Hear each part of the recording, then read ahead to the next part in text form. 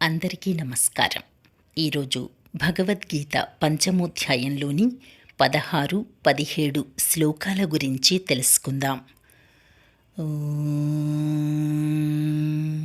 శ్రీకృష్ణ పరబ్రహ్మణే నమః. శ్రీమద్భగవద్గీత అథః పంచమోధ్యాయః.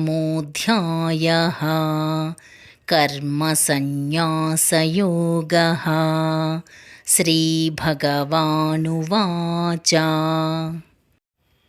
జ్ఞానేన తు తదజ్ఞానం యేషాం నాసితమాత్మనః తేషామాదిత్యవత్ జ్ఞానం ప్రకాశయతి తత్పరం.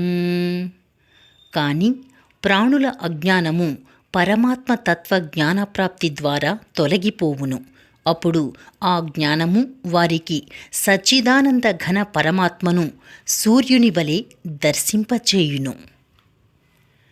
తద్బుద్ధయస్తదాత్మానః తన్నిష్టాస్తత్పరాయణాః గత్యంత్య పునరావృత్తిం జ్ఞాననిర్ధూతకల్మషాః.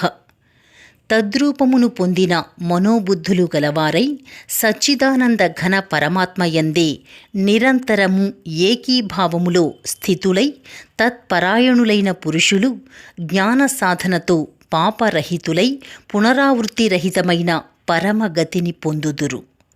రేపు 18, 19 శ్లోకాల గురించి తెలుసుకుందాం.